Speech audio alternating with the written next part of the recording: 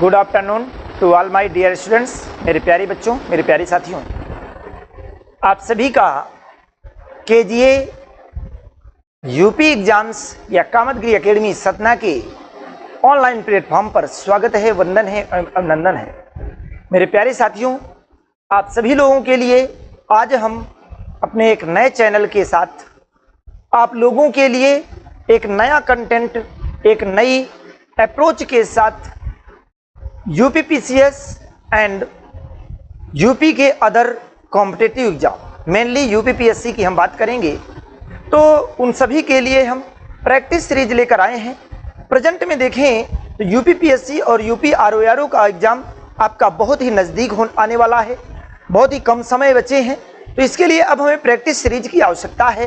तो मेरे प्यारे साथी, हम आप सभी के लिए इसी चैनल पर शाम को 8:30 बजे से test series, practice test series, जो कि ध्येय आईएएस, विजन आईएएस, इसी के साथ दृष्टि आईएएस एंड जीएस वर्ल्ड आदि जैसे कोचिंग सेंटरों की टेस्ट सीरीज जो होंगी, उनको हम आप लोगों के लिए सॉल्व कराने का प्रयास करेंगे।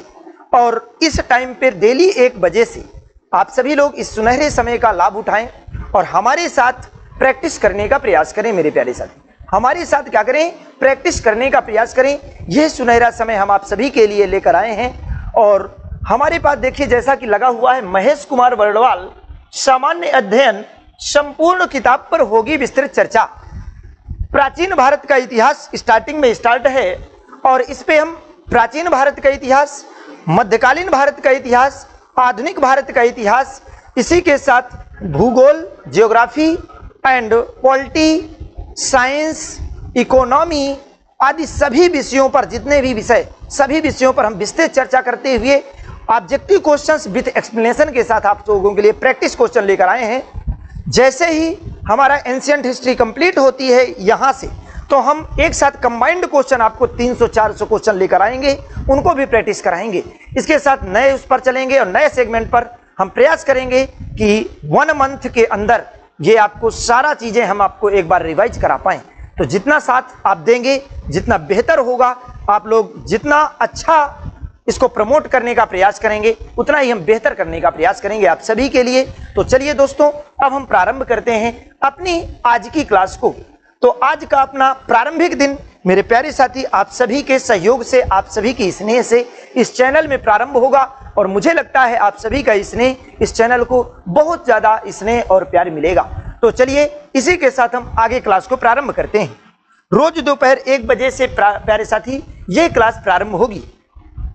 हाँ, तो देखिए हमारे क्वेश्चन आगे आप सभी के लिए बहुत ही बेहतरीन क्वेश्चन लेकर हम आए हैं। ध्यान रखिएगा, ये देखिए किसी प्रकार का, केवल आपको आराम से केवल प्रैक्टिस करना है, क्वेश्चन की प्रैक्टिस करना है साथी। केवल क्वेश्चन प्रैक्टिस करने के लिए हम इस सीरीज को लेकर आए हैं। सूची फर्स्ट को सूची सेकंड से सुमेलित करना है। तो देखिए, सूची फर्स्ट दिया गया है, सूची सेकंड दिया गया है। पहला दिया है पूरा पाषाण काल, मध्य पाषाण काल, नव पाषाण काल और उत्तर पाषाण काल। प्यारे साथी, मैं आप सभी को बता दूं, देखिए पूरा पाषाण काल आप सभी को पता है, प्रागैतिहासिक काल, प्रागैतिहासिक काल को 3 पार्टों में क्लासिफाइड किया गया। पूरा पाषाण काल, पूरा पाषाण काल, मध्य पाषाण काल, मध्य पाषाण काल और नव पाषाण काल, नव पाषाण काल। इनमें सभी में डिवाइड किया, क्लासिफाइड किया गया। जो आपका पूरा पाषाण काल है प्यारे साथी, ध्यान रखिएगा, पूरा पाषाण काल जो है ये 20 लाख ईसा पूर्व से 20 लाख ईसा पूर्व से 9000 ईसा पूर्व तक का समय, ईसा पूर्व तक का समय। प्यारे साथी ध्यान रखिएगा, पूरा पाषाण काल 20 लाख ईसा पूर्व से 9000 ईसा पूर्व तक का समय जो रहा, टाइम पीरियड रहा, वह पूरा पाषाण काल का रहा। मध्य पाषाण काल की यदि बात करें तो 9000 ईसा पूर्व से 9000 ईसा पूर्व से 4000 9000 ईसा पूर्व से 9000 ईसा पूर्व से 4000 ईसा पूर्व तक का जो समय रहा, 4000 ईसा पूर्व तक या 6000 ईसा पूर्व कर सकते हैं, जो समय रहा ये मध्य पाषाण काल तक का समय रहा। नव पाषाण काल आपका 6000 ईसा पूर्व से स्टार्ट हुआ और 2000 ईसा पूर्व तक का जो समय रहा ये आपका नव पाषाण काल का समय रहा प्यारे साथी। तो दोस्तों अब आपको समझ में आ गया होगा जो पूरा पाषाण काल है यह है आपका पूरा पाषाण काल 9000 ईसा पूर्व से 4000 ईसा पूर्व, ओ सॉरी 20 लाख ईसा पूर्व, ये है ना, ये 20 लाख ईसा पूर्व से 9000 ईसा पूर्व। दूसरा पॉइंट, तो अब आपको देखो ऑप्शन, जब आपको एक पॉइंट क्लियर होता है तो ऐसे ऑप्शन आपको करने कैसे होते हैं, पहला 3 तो नहीं, पहला क्लियर है आपका, इन 3 में अब छांटना है। मध्य पाषाण काल आपको पता है 9000 ईसा पूर्व से 4000 ईसा पूर्व, तो दूसरे में 3 नंबर आ जाएगा ये, तो अब इस पे भी नहीं है, इस पे भी नहीं, आंसर आपको टिक कर देना है ऐसे। और नव पाषाण काल आपका 1 नंबर हो जाएगा और उत्तर पाषाण काल आपका 2000 ईसा पूर्व से प्रथम शताब्दी तक। उत्तर पाषाण काल आपका जो होगा 2000 ईसा पूर्व से 2000 ईसा पूर्व से प्रथम शताब्दी तक का जो समय होगा प्यारे साथी, 2000 ईसा पूर्व से प्रथम शताब्दी तक का जो समय होगा, यह समय, यह टाइम पीरियड उत्तर पाषाण काल कहलाता है। क्या कहलाता है? उत्तर पाषाण काल। चलिए आगे बढ़ते हैं। नेक्स्ट देखिए इसका एक्सप्लेनेशन, ये देखिए ए ऑप्शन राइट है। पाषाण युग आपको बताया स्टोन एज इतिहास का वह काल है जिसके अवधि मानव इतिहास से, देखो प्रागैतिहासिक काल में पाषाण काल, पाषाण के अंदर पूरा पाषाण, मध्य पाषाण, नव पाषाण, प्रागैतिहासिक काल को हाँ पाषाण युग, स्टोन एज, ठीक है ना। हाँ तो ध्यान रखिएगा, देखिए साथी, इतिहास का वह काल जिसकी अवधि इतिहास से प्रारंभ होकर कांस्य युग तक, मानव इतिहास से प्रारंभ होकर, कब से? मानव इतिहास से प्रारंभ होकर कांस्य युग, कांसे के युग तक विस्तृत है।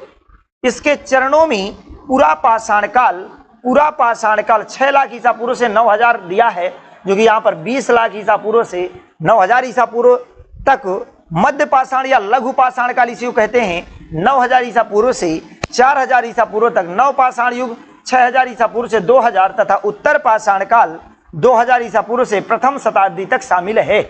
तो मेरे प्यारे साथी इसका ए ऑप्शन राइट हो जाएगा। ओके चलिए नेक्स्ट क्वेश्चन पे चलते हैं।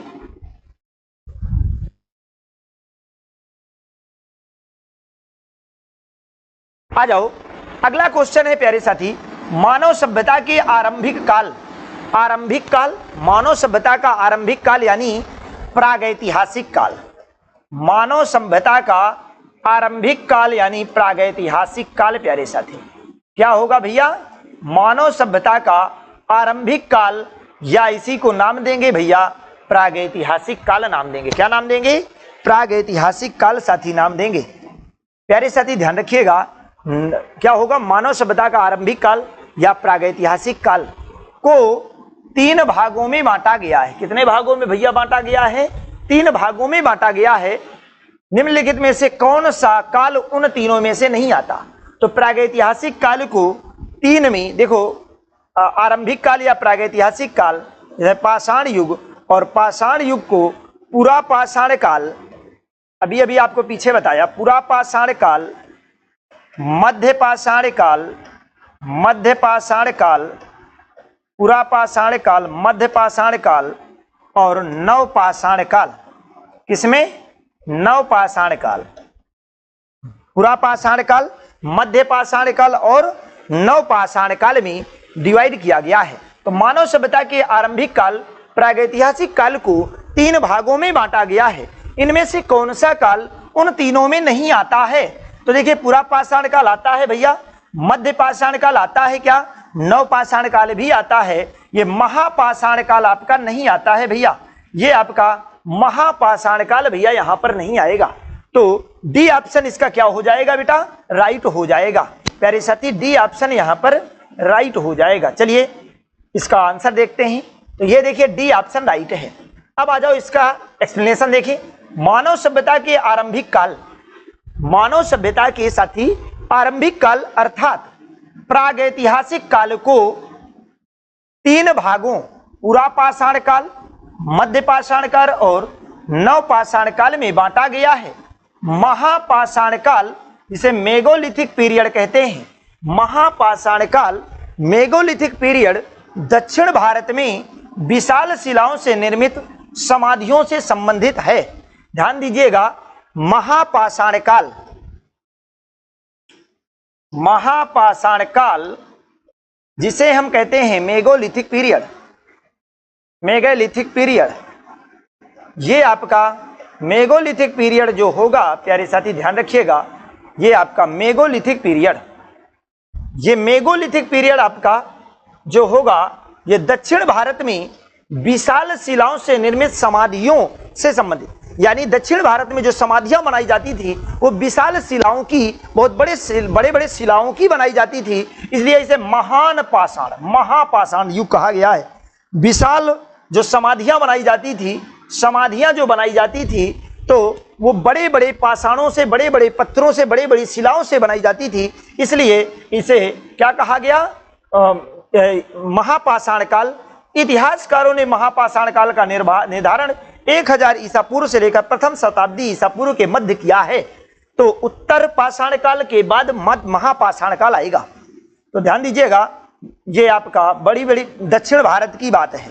दक्षिण भारत में क्या बनाया, समाधियों का निर्माण। दक्षिण भारत में जो समाधियां बनाई जाती हैं तो ये दक्षिण भारत की समाधियां जो बनाई जाती थी बड़ी बड़ी विशाल शिलाओं से बनाई जाती थी, बड़ी बड़ी शिलाओं से बनाई जाती थी, बड़े बड़े पत्थरों से बनाई जाती थी। इन्हीं पत्थरों के कारण, इन बड़ी शिलाओं के पत्थरों के कारण ही इसे महापाषाण की संज्ञा दी गई है। महापाषाण का जो पीरियड है यह 1000 ईसा पूर्व से प्रथम शताब्दी के मध्य का माना जाता है प्यारे साथी। चलिए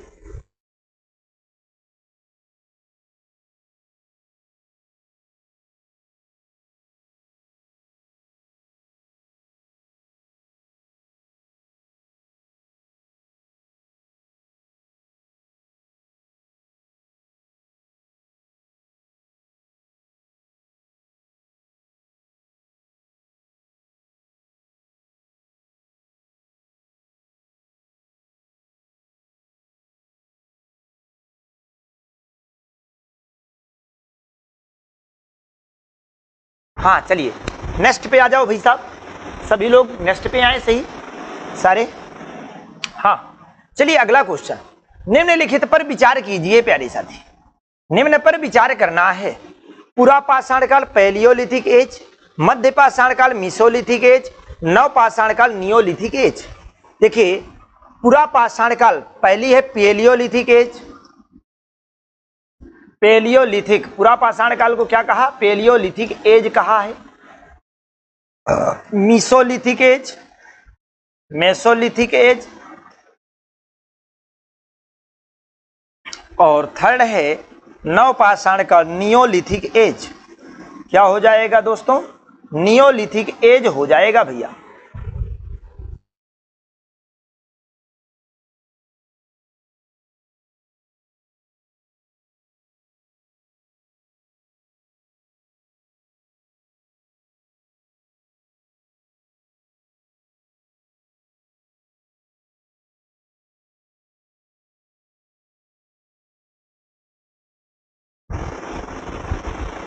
हाँ चलो, तो देखो पुरापाषाण काल, मध्यपाषाण काल और नवपाषाण काल, उपर्युक्त में से किस काल के औजारों को माइक्रोलिथ अथवा लघु पाषाण कहते हैं। माइक्रोलिथ, ध्यान रखिएगा, माइक्रोलिथ अथवा लघु पाषाण।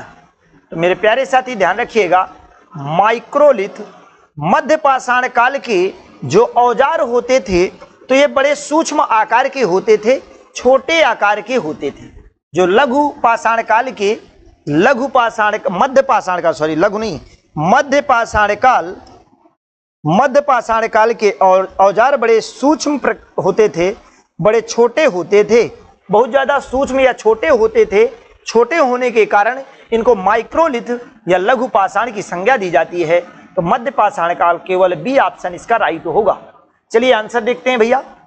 तो ये बी ऑप्शन राइट है।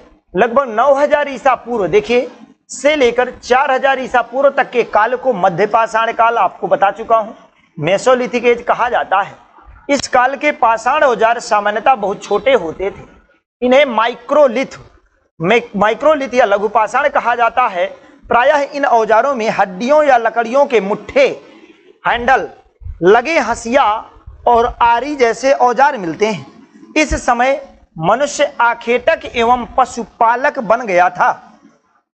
मध्य पाषाण काल की जानकारी सर्वप्रथम 1867 में सीएल कार्लाइल द्वारा सिंघल श्रीलंका क्षेत्र में लघु पाषाण उपकरण खोजने के साथ हुई है। तो मेरे प्यारे साथी ध्यान रखिएगा, मध्य पाषाण काल के उपकरणों को माइक्रोलिथ या लघु पाषाण कहा जाता था। नेक्स्ट क्वेश्चन पे आ जाओ। सबसे पहले का मानव सदृश प्राणी जो प्राक मानव से प्रजातीय रूप से भिन्न था, उसे सामान्यतः जाना जाता है। सबसे पहले का मानव सदृश प्राणी जो प्राक मानव से प्रजातीय रूप से भिन्न था, प्राक मानव से प्रजातीय रूप से भिन्न था, उसे कपी, जो कपी मानव था, कपी मानव, उसे पिथेकैंथ्रोस नाम दिया गया है। पिथेकैंथ्रोस के रूप में नाम दिया गया है। तो इसे आंसर ये हो जाएगा। चलिए हाँ, लगभग 1.7 मिलियन वर्ष पूर्व, 1.7 मिलियन वर्ष पूर्व विश्व के अनेक भागों में अधिक विकसित मानव जाति का आविर्भाव हुआ। क्या हुआ? लगभग 1.7 मिलियन वर्ष पूर्व विश्व के अनेक भागों में अधिक विकसित मानव जाति का आविर्भाव हुआ। इसे हम पिथेकैंथ्रोपस, जिस मानव जाति का आविर्भाव हुआ, उद्भव हुआ, उसे हम पिथेकैंथ्रोपस या होमो इरेक्टस नाम दिया है। कहते हैं लगभग 1.7 मिलियन वर्ष पूर्व विश्व के अनेक भागों में अधिक विकसित मानव जाति का आविर्भाव हुआ। इसे हम पिथेकैंथ्रोपस या होमो इरेक्टस कहते हैं। क्या नाम देते हैं? पिथेकैंथ्रोपस या होमो इरेक्टस नाम देते हैं, जिसका अर्थ है सीधा चलने वाला कपी मानव। ये सीधा चलने वाला कपी मानव जो था, इसे हमने होमो इरेक्टस का नाम दिया है। क्या नाम दिया है? होमो इरेक्टस का नाम दिया है।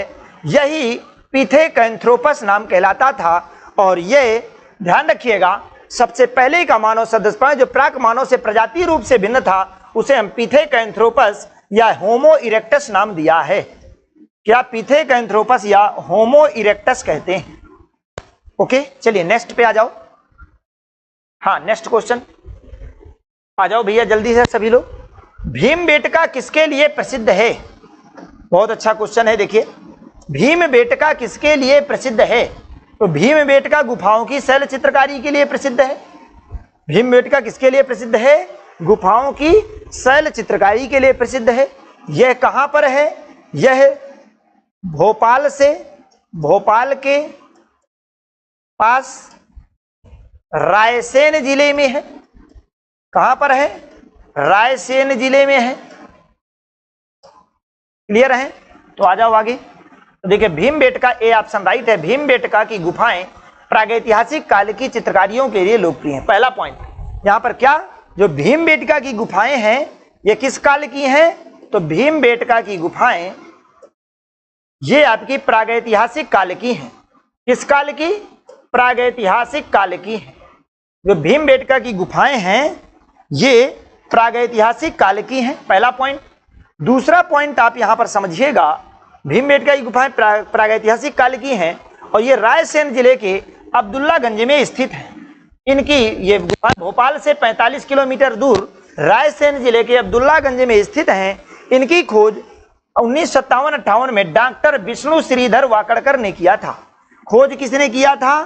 खोज यहां से क्वेश्चन आता है, डॉक्टर विष्णु श्रीधर वाकड़कर। खोज किसने किया है?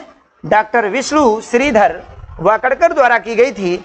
इन गुफाओं में प्राकृतिक लाल एवं सफेद रंगों से वन्य प्राणियों के शिकार दृश्य के अतिरिक्त हाथी, बाघ आदि के चित्र उकेरे गए हैं। लगभग 1 किलोमीटर चौड़ी तथा 150 मीटर ऊंची भीमबेटका की 754 गुफाओं में लगभग 500 चित्र अंकित हैं। जुलाई 2003 में यूनेस्को ने, बहुत इंपॉर्टेंट क्वेश्चन, भीमबेटका का तीसरा पॉइंट इंपॉर्टेंट, जुलाई 2003 में यूनेस्को के द्वारा भीमबेटका को विश्व धरोहर स्थल घोषित किया गया है। क्या किया गया है भैया? विश्व धरोहर स्थल घोषित किया गया है प्यारे साथी। ये विश्व धरोहर स्थल घोषित किया गया है भैया। हाँ, भीमबेटका को क्या घोषित किया गया है? विश्व धरोहर स्थल घोषित किया गया है भाई साहब। चलिए अगला, नेक्स्ट पे आ जाए। नौदा टोली का उत्खनन किसने किया था? नौदा टोली का उत्खनन, तो नौदा टोली का उत्खनन ध्यान रखिएगा, ये आपका नवपाषाण नहीं, ताम्रपाषाण काल का है। HD सांकलिया ने इसका उत्खनन किया था। किसने? HD सांकलिया ने। नौदा टोली इंदौर से दक्षिण की ओर 60 मील की दूरी पर स्थित है। यह मालवा संस्कृति से संबंधित है। पहला पॉइंट तो यहां पर ध्यान रखिएगा, जो नौदा टोली है, नौदा टोली आपका मालवा संस्कृति से, किस संस्कृति से? मालवा संस्कृति से, नौदा टोली आपका मालवा संस्कृति से संबंधित है। किससे संबंधित है? मालवा संस्कृति से संबंधित है। 1700 से 1200 ईसा पूर्व ताम्रपाषाणिक स्थल है ये। इसका उत्खनन दक्कन कॉलेज के शोधकर्ता HD सांकलिया द्वारा किया गया था। यहां से मुख्य फसलों, देखिए नौदा टोली से गेहूं, अलसी, मसूर के साक्ष्य प्राप्त हुए हैं। तो नौदा टोली से किसके साक्ष्य प्राप्त हुए हैं? गेहूं, अलसी और मसूर के साक्ष्य प्राप्त हुए हैं भैया। ध्यान रखिए, किसके किसके? गेहूं, अलसी और मसूर के साक्ष्य प्राप्त हुए हैं। तथा यहाँ के निवासी आयताकार या वर्गाकार झोपड़ियों में रहते थे। यहाँ के निवासी कहाँ रहते थे? आयताकार या वर्गाकार झोपड़ियों में रहते थे। क्या क्लियर है? जो यहाँ के निवासी थे वो आयताकार या वर्गाकार झोपड़ियों में रहते थे। नेक्स्ट में आ जाओ। ताम्रपाषाण काल में महाराष्ट्र के लोग, बहुत अच्छा, ताम्रपाषाण काल में किस काल में? ताम्रपाषाण।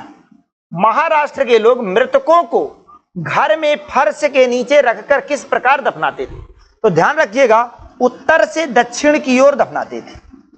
किस प्रकार? उत्तर से दक्षिण की ओर दफनाते थे और इनके साथ हंडिया रखते थे। ठीक है ना? तो ताम्रपाषाण काल में महाराष्ट्र के लोग मृतकों को घर में फर्श के नीचे रखकर किस प्रकार दफनाते थे? तो उत्तर से दक्षिण की ओर दफनाते थे। किस प्रकार दफनाते थे भैया? उत्तर से दक्षिण की ओर दफनाते थे। क्या क्लियर है? ओके, आ जाओ। ताम्रपाषाण काल में महाराष्ट्र के लोग मृतकों को घरों के फर्श के नीचे उत्तर से दक्षिण दिशा में दफनाते थे एवं इनकी कब्रों में मिट्टी के मटके यानी हंडिया और तांबे की कुछ वस्तुएं भी रखी जाती थी। अहमदनगर के जोरवे एवं दायमाबाद पुणे जिले में सोनगांव, इनाम गांव, चंदोली आदि से भी इसके साक्ष्य प्राप्त हुए हैं। ये सभी क्षेत्र जोरवे संस्कृति, इसका काल लगभग 1400-700 ईसा पूर्व के अंतर्गत आते हैं। ये सभी क्षेत्र किसे? जोरवे संस्कृति से संबंधित है। कौन सी संस्कृति? जोरवे संस्कृति। क्लियर है? तो उत्तर से दक्षिण की ओर। नेक्स्ट क्वेश्चन पे आ जाओ भाई। किसे चालकोलिथिक युग भी कहा जाता है? तो चालकोलिथिक युग पुरापाषाण, नवपाषाण, ताम्रपाषाण। ध्यान रखिएगा, ताम्रपाषाण युग को चालकोलिथिक पीरियड भी कहते हैं। चालकोलिथिक एज भी कहते हैं भैया। कौन सी? Chalcolithic age. चालकोलिथिक एज, ताम्रपाषाण युग को चालकोलिथिक पीरियड भी कहते हैं। ताम्रपाषाण युग या तांबा युग, ताम्रपाषाण युग या तांबा युग नवपाषाण युग के बाद प्रारंभ होता है। कब प्रारंभ होता है? नवपाषाण युग के बाद प्रारंभ होता है। ताम्रपाषाण युग के लोग अधिकांशतः पत्थर और तांबे के उपकरण का प्रयोग करते थे। कौन से? पत्थर और तांबे के उपकरण का प्रयोग करते थे। इसे चालकोलिथिक युग क्या कहा गया है? इसे चालकोलिथिक युग भी कहा जाता है। इस काल की प्रमुख संस्कृति मालवा संस्कृति या जोरवे संस्कृति इत्यादि हैं। तो ताम्रपाषाण युग की जो प्रमुख रूप से संस्कृतियां हैं, यदि संस्कृति आपसे पूछता है ताम्रपाषाण युग की, तो मालवा संस्कृति या जोरवे संस्कृति प्रमुख रूप से देखने को मिली है। मालवा संस्कृति या जोरवे संस्कृति आपको याद रखिएगा, यहां पर ताम्रपाषाण युग की प्रमुख रूप से यहां पर संस्कृतियां देखने को मिली हैं। चलिए नेक्स्ट पे आ जाओ भाई। गैरिक मृदभांड पात्र का नामकरण हुआ था हस्तिनापुर में हुआ था। कहां पर हुआ था? हस्तिनापुर में। चलो देखो, हाँ, गैरिक मृदभांड संस्कृति 2000 ईसा पूर्व से 1500 ईसा पूर्व का नामकरण हस्तिनापुर और अतरंजी खेड़ा से हुआ था। कहां से हुआ था? गैरिक मृदभांड संस्कृति का नामकरण हस्तिनापुर और अतरंजी खेड़ा से हुआ था। हरियाणा और राजस्थान की सीमा पर स्थित जोधपुर में गैरिक मृदभांड का सबसे मोटा जमाव देखा गया है। हरियाणा और राजस्थान की सीमा पर स्थित जोधपुर में गैरिक मृदभांड का सबसे मोटा जमाव देखा गया है। यहां से काले व लाल मृदभांड का प्रयोग करने वाले लोगों की बस्तियों के अस्तित्व का पता चलता है। नेक्स्ट पे आ जाओ भाई। उस स्थल का नाम बताइए जो वर्तमान में बलूचिस्तान में स्थित है। बहुत अच्छा क्वेश्चन। बलूचिस्तान, तो ध्यान रखिएगा,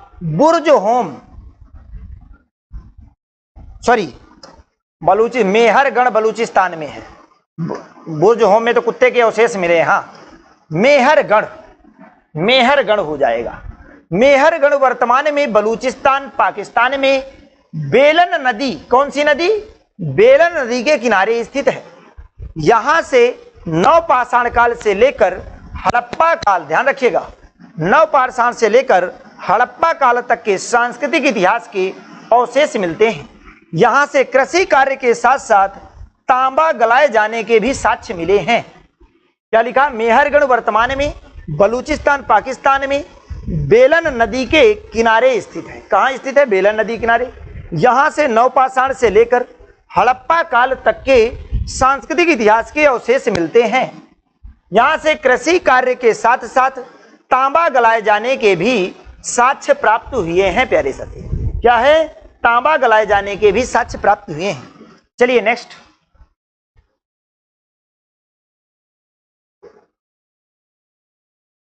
और इस तरह से ये आज की अपनी आपकी जो क्वेश्चन सीरीज थी यहीं तक रखते हैं मेरे प्यारे साथी। आप सभी लोग इसको, अब हम क्वेश्चन सीरीज को कल से और ज़्यादा बढ़ाएंगे। आप सभी लोग ज़्यादा से ज़्यादा अपना इस चैनल को स्नेह प्रदान करें। आप सभी के लिए हम बहुत ही बेहतरीन कंटेंट के साथ आपके साथ प्रस्तुत होंगे और बढ़िया अच्छे क्वेश्चन के साथ। एक बार आपको केवल रिवीजन करना है, केवल आपको हमारे साथ रिवीजन करना है। आपका जरूर से जरूर रिवीजन होगा।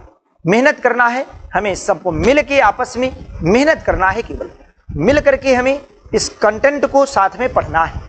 तो चलिए इसी के साथ मिलते हैं नेक्स्ट क्लास में मेरे प्यारे साथी। जय हिंद, जय भारत। आप सभी का बहुत बहुत धन्यवाद।